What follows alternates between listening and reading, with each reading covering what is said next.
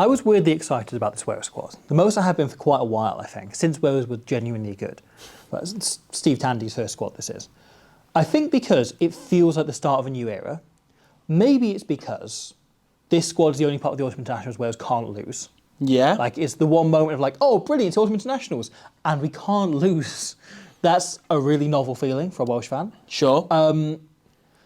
However, there was a real feeling, I think, of, he probably can't pick the strongest squad, but like he can do something different. And he'll pick a squad that's different identity to the one Gatlin picked, the one Pivac picked. And, I think looking at the squad now, as it is out, as it has been released, Steve Tandy's first squad, as a Welsh fan, honestly, I feel much happier, more optimistic than I expected to be. I certainly don't look at this and go like, oh, that's terrible. Yeah. There are certain areas which are stronger than others, which we'll definitely get onto. Yeah. But I don't know, there's areas where Tandy's made something of a statement of intent and gone, right, we're calling up Brody Coughlin because he's on form. He's a new face to the squad. He's somebody who's exciting, who will bring energy. And I like that, He's gone for Louis Hennessy as youngster from Bath and gone, again, he will bring something new to the squad, even though he's very inexperienced at professional level, or certainly this season, he's only played 2 games so far. But again, he's clearly gone, he's exciting, he brings something new, And I don't know, like, that's quite exciting to see. He's not stripped the whole thing and torn it to the ground. Like, Nick Tompkins is still in there, But, yeah, I don't know. It's quite exciting. As you say, like, you hope there is some optimism for this new era of Welsh rugby. So, right.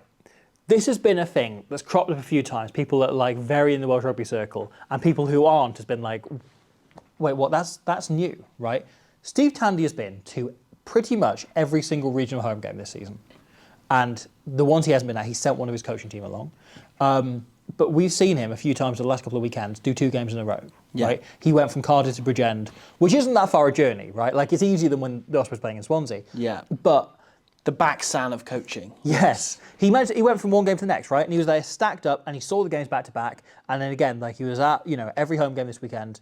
And that's really good to see. Yeah. Like, to see him getting about, he, obviously didn't travel to see the Scots play in South Africa, but was there to watch all the other 3 regions this weekend. And this squad does feel like someone that's been watching the regions play, right? And there's a few players who've missed out, we know have niggles about. So Keelan Giles has been playing incredibly well. I would argue has been playing better than most of the wingers in that squad. Rio Dyer, certainly. Lewis Zammit hasn't had that much time, in the last 2 years of playing rugby, where Giles has been excellent, but like, picked up an injury at the weekend that ruled him out the Glasgow game last minute. He's been ruled out. Harry Deves, likewise, picked up a knock. So we don't know the extent of that injury. Yeah. Teddy Williams is the other big one I want to mention. Yeah, it's a shame because this felt really like this would have been his opportunity to grab that starting jersey, But obviously in his absence, instead, you're probably into the starting team looking at a British and Irish line and Adam Beard. Yeah. So, it's not too great a loss, but I do really feel Teddy picked up an injury against Connacht, and it was a real shame because, like, as you saw him go down, you kind of went, this was his chance. Yeah. This was like the campaign for him He's to kick on. had a really good 2025 so far. He has. And it's been a real shame for him. He hasn't quite had the reward at international level. Yeah. Because he feels like a guy who, when Welsh rugby's been pretty bleak, you've gone, actually, here's someone who can kick on. Yeah, right, definitely. And hasn't quite had that chance. Where there's a few other players who perhaps haven't been ready for that chance, have been thrusted upon them. So it feels a shame he won't get it. But in terms of stories, right, 5 uncapped players. So we've mentioned a few of them. Brody Coughlin, Dragon Tucker. A lot of people probably don't know a lot about him, but I really like him. I like the look of him. Yeah, he is a guy who kind of came through a couple of years ago. Yeah. And was playing incredibly well, out of nowhere. Guy you hadn't heard of, you're like, is he like, some weird Irish signing they've made out of nowhere the Dragons make sometimes? And he's like, no, he's a Welsh kid who just happens to have the most Irish name since Angus O'Brien, who also plays for the Dragons, and also cruelly left out of this squad. He is the greatest player of all time. Genuinely, we were having a chat yesterday, and I was like, I know he's 31. Yeah. But he's also actually really good, and we need good fly halves. We'll get on to that. But has been playing really well. Yeah. Again, like, I think he will bring you something similar to what Dewi Lake does. Yeah. Dewi Lake, who will be the starting hooker and the vice-captain in this team. And obviously, Dewi Lake, the thing is, he's nowhere near as bad a line-out thrower as people make out he is. No. He's not a world-class line-out thrower. He's an all-right line-out thrower. But around the park, it's his carrying that is like his point of difference. That he's one of the best in Europe in terms of hookers who can carry the ball. You only have a stat about Derry Lake this season. Go on. He is top for turnovers in the URC, or at least he was going into Brilliant. the weekend. Yeah, exactly. Like not just for hookers, overall. Yeah, and that's brilliant. Like that's what he brings to the team. It's like sheer physicality. And like whenever I watch Brodie Coughlin play, his work rate to just get around the corner and carry again and carry again and carry his again. energy, isn't it? Yeah, and his post-contact meters are really, really good. Yeah. So I really like the look of Brodie Coughlin. And again, like it'd be him or Liam Belcher sitting on the bench for Derry Lake. They're two different kinds of hooker, I would say. But Coughlin is more in the Lake style of play, and I quite like to see him get that. Elliot D and Ryan Elias both injured at the minute. Yeah. So you're kind of looking at, they were going to need to call up a young hooker. They're going to need to call someone up alongside Belcher when his first cap's in Japan this summer, who is a big, big favourite of Matt Sherritt. So Matt Sherritt being in that coaching team probably means that Liam Belcher will be in Wales squads until he's like 86. So he's the first one, right? We have the prop selection is interesting. So Wales have 4 loose head props here. And then 3 tight heads. Tight head is a massive problem position. Huge. They've stuck with Christian Coleman, who won his first cap in Japan. We talked about this at the time. Adam Jones, at the time, was someone who he looked at him and went like, I really like the raw materials there. Yeah. Like, I don't think he's necessarily been playing to his potential, but like as a raw scrummager and what he can do in his size and shape and build and everything, I think I can turn this guy into a world-class tight head. And Adam Jones is no longer there. Duncan Jones has clearly looked at him and gone exactly the same. Yeah. Like, I really like this guy. I can do something with this guy. Adam Jones and Duncan Jones, of course, are best mates and regularly talk about scrums. Yeah. Like, it is on record that the two of them, just every other week maybe, will just phone each other up and chat about scrums. Yeah. Like, still to this day, which is clearly why they're both such good scrum coaches. So, Duncan has said before that he gets annoyed that sometimes people will see him like, out of the butchers, which I imagine where he hangs out, the butchers and the bakers. And people just go to him, where's Adam? Like when he's with his wife instead. Yeah. But Chris Coleman's very exciting. And of course, one of the few Welsh players in his team, unbeaten in international rugby. Yes. So Kieran Azarati also there in as a tight head, who's been around a little while, had a really good debut against England just before the World Cup, and then hasn't quite kicked on in the same way. Not as a scrummager. He's a really solid guy around the field. Yes. Warren Gatland infamously said he could have played fly half, which is a bit overwrought, though Gatland loves a big fly half. So that's one option there. As I said, they've gone for 4 loose heads, which comes back to the last game of this series for Wales is against South Africa, and it is on the same day that the regions are playing. But also, therefore, it is outside the window, right? So they will only be limited to players who play within Wales. Yeah. So all the English and French-based players will be unavailable. Wales really needed weakening against South Africa, I think. I think so. So like it's a good chance to give some youngsters a go. Team against that side. So Nicky Smith and Rhys Carey, who's back in, both unavailable for that game. So they'll need to have tight heads. Rhys Carey has been really good at Saracens, by the way. Like a brilliant ball carrier. And again, very mildly different to Nicky Smith in terms of what he bring around the park. So. Really interesting that they had to convene the PRB, who kind of oversee Welsh rugby, professional Welsh rugby, to have a meeting on whether he's eligible because no one knew. Like Rhys Carey said himself, he didn't know whether he was eligible for Wales. And they just said, screw it, just have him. They haven't clarified how he's eligible because he shouldn't be. He doesn't have 25 Why not? caps. Trust me, bro. Yeah, trust me, bro. He's in. Nicky Smith also in. Gareth Thomas in. He's been playing had a shaky start to the season, but is like really improved game on game. Had a very good game. Like in a losing cause against Glasgow, I thought he had a good game at the weekend. And then Danny Southworth, the other new name, who I like the look of. Yeah. And I was kind of thinking before this squad was named, Scrumworth, as they call him. Yeah. Before this squad was named, I was kind of thinking like, if Carey isn't eligible, do you go with Danny Southworth? Because look, he's a classic loose head prop, right? He bends over, he pushes, he sometimes goes on short carries. He doesn't do any more than you want. Just flop into defensive lines. Why not? But solid scrummager, solid carrier, like really reliable. And working with Duncan Jones will be a great thing for a player like him. Yeah. And again, why not have him around the squad for the full campaign? Realistically, he's probably in there as cover for the South Africa game because he's got 3 proven loose heads ahead of him. That's one of the few areas where I think Wales actually have like a couple of really good options there. It's a shame none of them are tight heads, but regardless. So that's quite an exciting opportunity for him. Yeah, so I'm intrigued by that. I think it comes back to something that I expected more of in this Tandy squad, right? Like, I was expecting there to be at least 2 or 3 real wild card forwards. He went, that guy makes lots of tackles, I want him in. It was big when he was at the Ospreys, right? Like 2/3 of his signings were reliable second rows who make lots of tackles and are very slow. Like he made Lloyd Ashley captain and gave him 100 appearances. Yeah. Like he was actually like the other week, he was at the Brewfield just sat next to Lloyd Ashley. Like not the rest of his coaching team, Lloyd Ashley he was with. He loves slow second rows that much. Lloyd Ashley, good player. Yeah, he's good. Yeah. But I was expecting him to call up like a Hugh Sutton or like a, not Morgan Jones, he's injured and gone. But like, you know, I was expecting like a workman-like second row to get in there.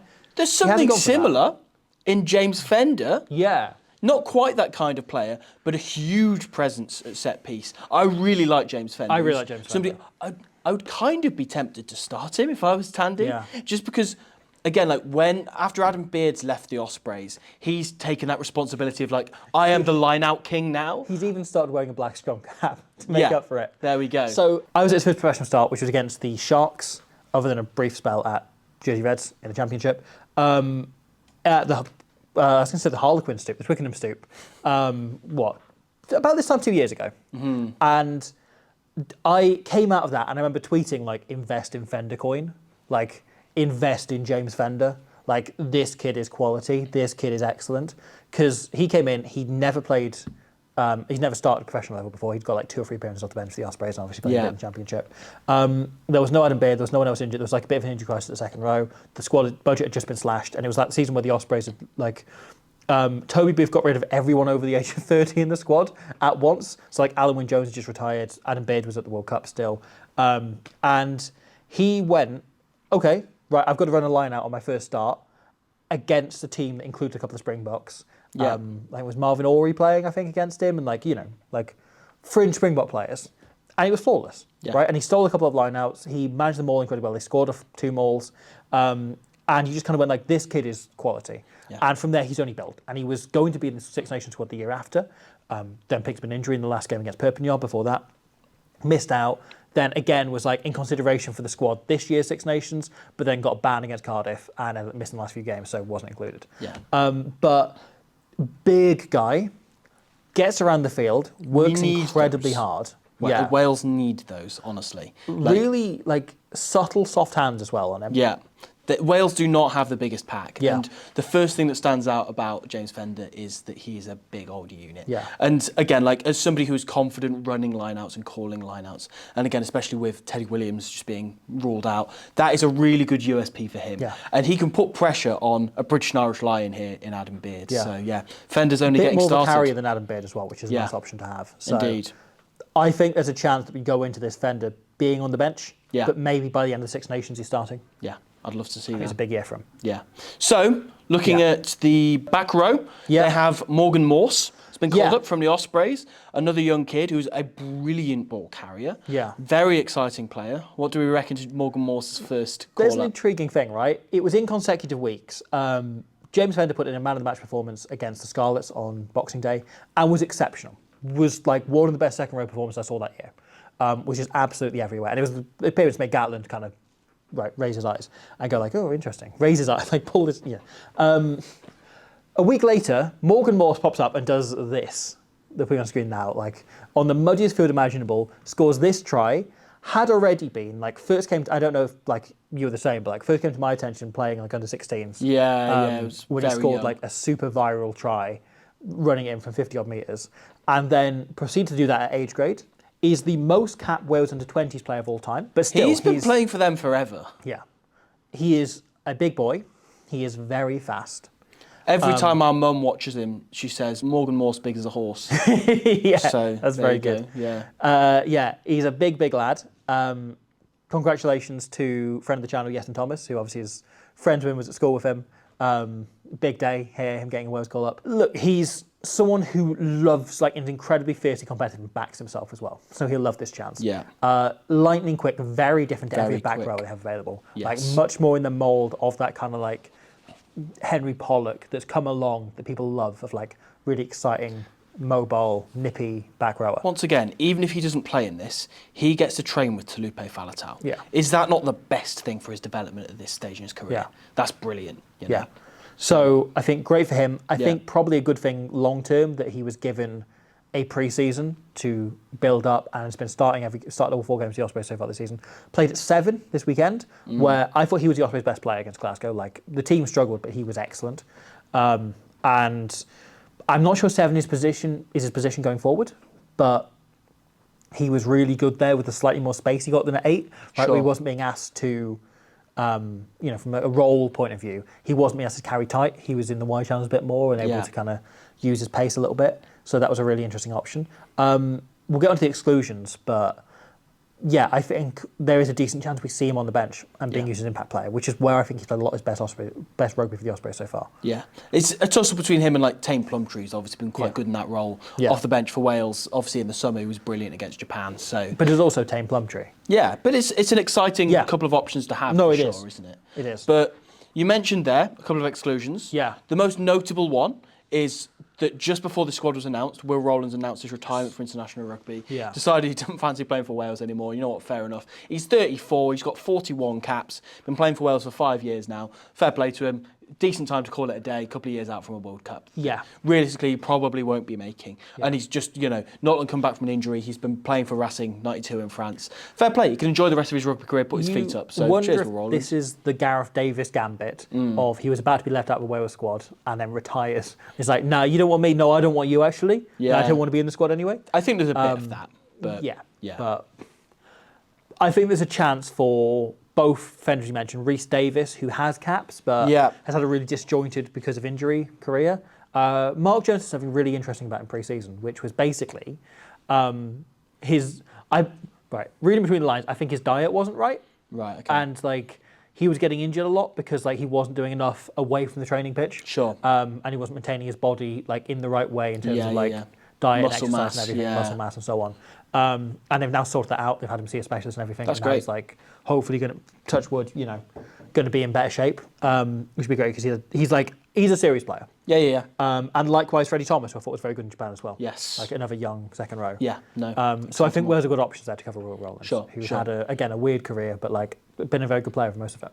Yeah. One more uncapped player before we get on to it. Louis Hennessy. Yes. So this is, in some ways, the most interesting of the lot. So at Bath, played, I think, 14 or 13 starts plus a little loan spell in Cardiff with an extra start to, plus a few appearances off the bench. Scored 7 tries in that time for Bath last season.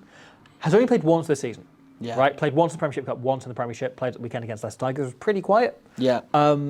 But clearly is fully fit, is raring to go, and is almost certainly the best out-and-out 13 prospect Wales has. Again, I think Tandy's looked at his raw materials, hasn't he? Yeah. You look at, again, similar to Max Llewellyn, is extremely tall, is rangy, has that offloading game, and runs unbelievably straight off the ball. Yeah. He's clearly looked at those two and gone, that is my identity of what I want in a 13. And in the Gatland/Sherratt era, I don't think they quite got the best out of Llewellyn in the way that we saw at Gloucester. He was there was a point last season where he was the top try scorer in the Prem. He didn't finish the season as top try scorer, but he was doing really well, especially in attack for Gloucester. And we weren't quite seeing it against for Wales. There was a lot of chat about the fact he didn't get the ball enough against South Africa or whatever it was. Left him out of the Six Nations squad for. Yeah, exactly. And then he got back in as soon as Sherry took over from him. Bizarre, but we didn't quite see the best of Llewellyn in a red jersey. Yeah. And I just wonder if, with Rhys Patrick coming on board as his backs coach, he's potentially also got a plan and just gone, right, this is what I want out of these two as an attacking force, and Tandy has a plan for them defensively. It's interesting that all the other caps, new first caps, right, are people that have been around the block a long time. Yeah. Brodie Coughlin's got 2 or 3 years of experience with the Dragons. James Fender has had 2 years of regularly starting and playing for the Ospreys every time he's fit. Yeah. Danny Southworth, again, has been around quite a long time, been around for a couple of years. And Morgan Morse, even though he is only 20 years old, he still has 30-plus appearances at professional level. Yes. Right? Then Louis Hennessy is the one player that breaks that. Everyone else has been people that have been banging on the door for Welsh call-ups for a little bit, or at least been former regional players that he's rewarding. Yeah. So it doesn't feel like this is an inexperienced squad, right? This feels like a decently set up squad. Yeah. And then there's even Louis Hennessy. Some of the players with just 1 cap have been around a while. You look at Ruben Morgan-Williams has been playing regional rugby for ages. Jacob Beetham is actually fairly stacked in terms of regional appearances. He's been playing for Cardiff since he was about 18. Liam Belcher, likewise, got 2 as caps, well. but it's stacked for regional experience. There's a few of them that have been around the block a little bit. And granted, part of that's because Wales' hand has been forced by all of the retirements. So this is the kind of calibre of player they've had to call up instead of going, let's just invest in youngsters. Yeah. But yeah, that is quite an interesting one. I quite like it as he's gone, okay, broadly across the board, we are going for experienced people who are solid professionals, but we're going to put one youngster in there. Yeah. It's a much healthier way to do this than the way Gatlin and Sherratt have both done it in recent years, and especially Pivac as well, where they've got, not Pivac actually, where they've gone, I'm going to throw in 20 youngsters at once, and I'm just going to see how they go. With that in mind, gone, well, there's no way that Hennessy doesn't play in the back line with people who are experienced when 100%. He gets their first start. With that in mind, so Tandy has clearly nailed his colours to the mast in the 10 position. Yeah. No Sam Costello. Yes. Instead, he's clearly just gone, right, Dan Edwards, you're the guy that I want. He's also called up Callum Sheedy, who, as much as I think he was really poor when he played for Wales before, he's been playing really well for Cardiff this season. He's been excellent. And so he's worth taking a punt on and going, can we make him an international player this time? If he doesn't, no worries. Like, we'll just chuck him out. We're a couple of years out from a World Cup.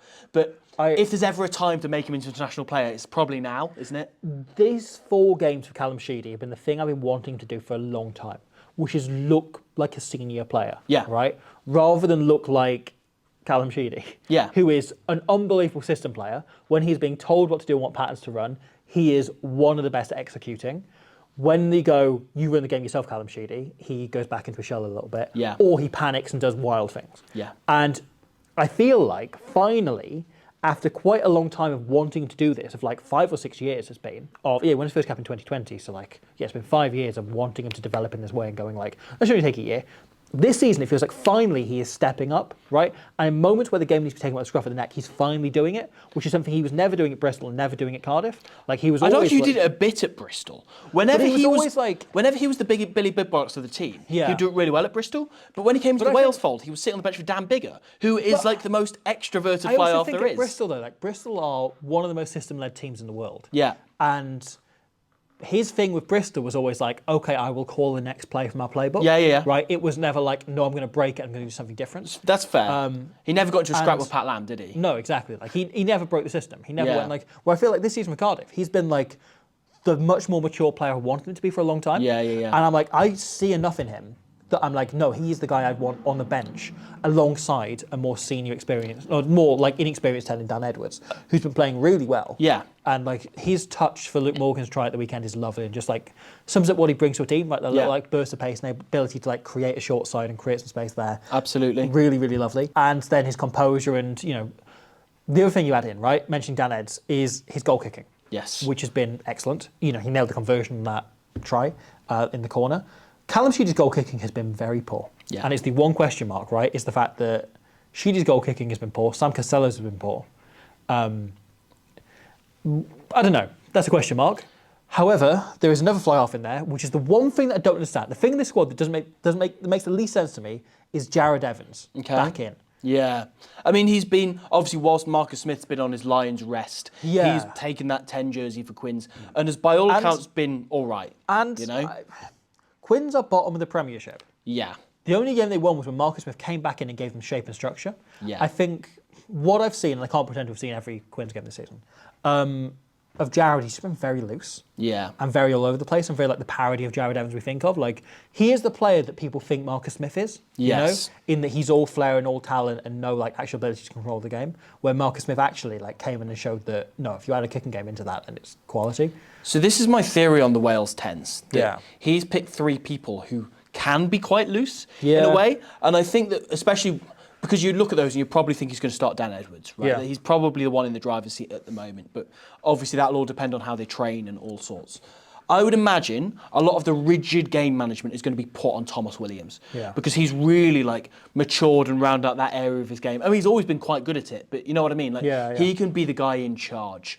And what I like about Dan Edwards in terms of his game management is it's always quite instinctive. That's clearly something that Mark Jones encourages, is look up and like, you know, I'm not going to drill into you in training at all times. This is when you go for a wipers kick. Yeah. Instead, you look up, or the wingers tell you the space up there, and then you go for it, right? I think Jared Evans is very much from that kind of school of like of game management as well. And Callum Sheedy, I think that's the direction he's headed in. But again, it's really different from when Sheedy was in the Wales squad beforehand, when he was sat behind Dan Biggar, who was a control freak, right? Whereas you can't say that of any of the 3 10s that Wales have. There's but a they're little bit of it all to Dan Ed. extroverted and just like fun-loving 10s. And I quite like that he's gone for that. And he can have Thomas Williams, who obviously is a baller as well, but he can do like the nitty-gritty of game management. Ruben Morgan-Williams off the bench as well. He is a game-managing 9. He is a proper kicking 9 and passing 9. Somebody who will do like all of the technical jobs really, really well. Yeah. So I really like that as a balance of 9s and 10s in the squad. Yeah. Throw out Jacob Beetham as well, as I mentioned. So I picked up 1 cap against the Springboks a couple of years ago where he's forced to play 10 when he's normally he sort of plays everywhere. He's a utility back, really. Yeah. Like, he's a full-back by trade who can play 13, can play wing, can play 10. Yeah. He's won his only cap 10's the biggest stretch of those for him. For some reason, Gatlin put him in at 10 because he was just like, why not? I think there's a decent chance we see quite a bit of Jacob Beetham from this competition. Yeah.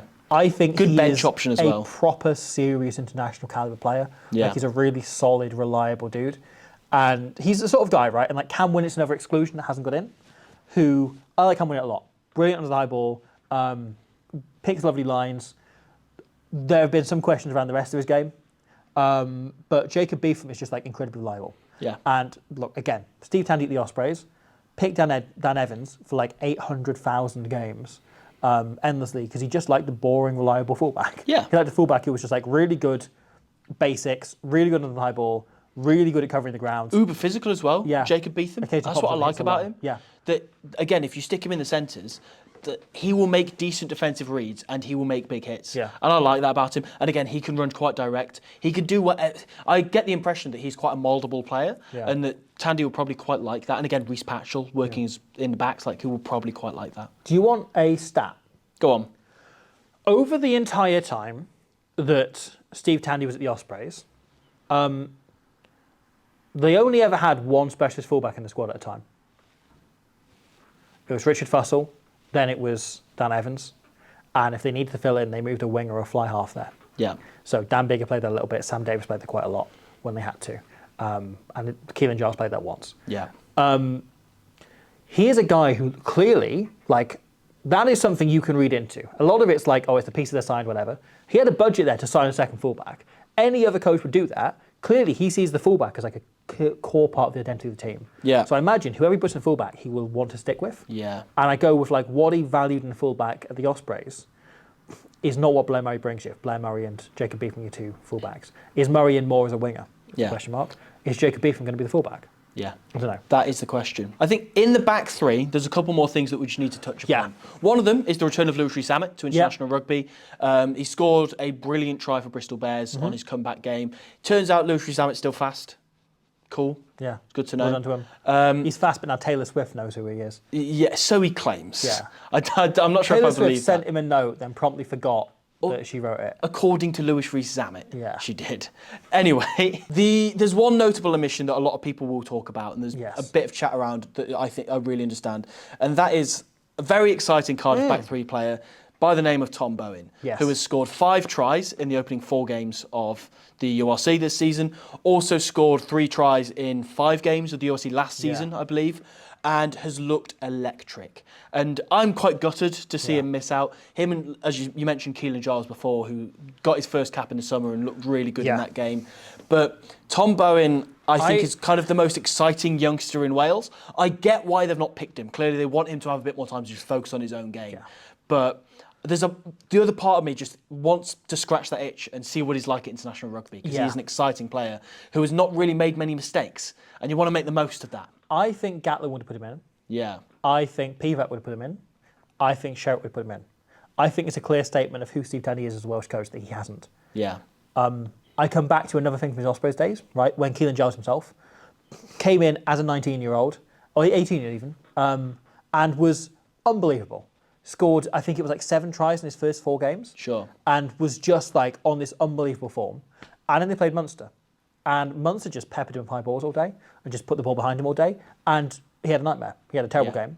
And it ended up kind of like destabilising things. And everyone then did the same. What happened when Tom Bowen played in Munster, though? Yeah. He's got a hat-trick. Yeah, but you still look at Connacht the following week, really peppering him, getting a lot of like return out of... if you kick loosely to him, he will run it back and he will do things. If you kick accurately on him, which will happen at international level, then you can quite easily get on top of him. You can win the high ball back against him because he's quite short. I think there's a legitimate, you bring him into the squad for training a little bit, and you go, these are the areas we need to work on. It's primarily covering kicks, high ball. You need to be like Keelan Giles has become over the last few years, which is why I think it stings that I don't see him in this team, right? Because he has become as good on the high ball as anyone his size can realistically be. Like a Curtly Aaronson type, just really good on the high ball for a shorter player. And Tom Bowen needs to go away and work on that, and then maybe he'll get his cap down the line. Yeah, and hopefully it won't take 8 years like it did Keelan Giles. Yeah, but he's got time on his side. Yeah, he's only 19. Sometime in 2026 we see him, or maybe in 2027. Yes. But yeah, so he's one exclusion. Also, your analogy before about Kai Evans making you wonder how slow Ian Evans' mum is. Tom Bowen makes me wonder how quick his mum was. Yeah. With Gareth Bowen, his dad, who was a former fly half. Solid fly half. Yeah. His mum must have been rapid. Oh yeah, she was Olympian level. Yeah. We mentioned Sam Costello as one exclusion. Yes. Which I think is interesting. It feels like a form selection. Sam Costello's not been playing particularly well, picked up an injury as well, and also missed one game due to a storm cancellation. Yeah. Though he was injured for that game anyway, but still. So maybe there's a little bit of let him get back to form post-injury, but he did not have a particularly good game at the weekend against the Lions. That was the team looked poor, and he looked poor running it. Yeah. Likewise, Johnny Williams has been left out, which I'm fine with. And then the other big exclusion that I'm not seeing anyone talking about, but he isn't in, is Tommy Raffel. Yeah, Tommy Raffel and Ross Moriarty as well. And Ross Moriarty's been playing really well, Ross Moriarty. Yeah. And I get it, maybe Ross Moriarty's still shaking out the whole Pro Day Derv it all out of the system. Tommy Raffel is a bit of a surprise. The thing is, we have not yet seen at international level him playing quite as well as he does for Leicester consistently. Yeah. He's had the odd games for Wales where he's looked like Leicester's Tommy Raffel. And I wonder if Steve Tandy has just said to him, look, you need to string together 6 months of absolutely outstanding form. And I think so. Tommy Raffel has consistently struggled in adapting to a new game plan. Right? We've seen when he came into PVAX Wales, he couldn't really run the system they wanted him to. It wasn't his natural game, right? He plays his natural game, and you build a game plan around having him as your 7 because he's an exceptional 7 if you use him properly. Tandy said something that we've got 10 days to learn our game model. And he says we've got a very clear set game model and I want us playing to that. He said it's the one thing he said in his 3 paragraphs of talking about this. And I wonder if it is simple as we want to make sure we've got someone who can adapt and play the role we want, right? And if it is, we want our 7 in the wide challenge, which I think is a very good chance of. Tommy Raffel is not that player. Yeah. So why would you bring him into your squad if he doesn't fit the system? Very fair point. And he's not going to adapt. If you want to play like that, you've got Tame Plumtree in your squad who can play that role. You know that Jack Morgan is your primary 7. Yeah.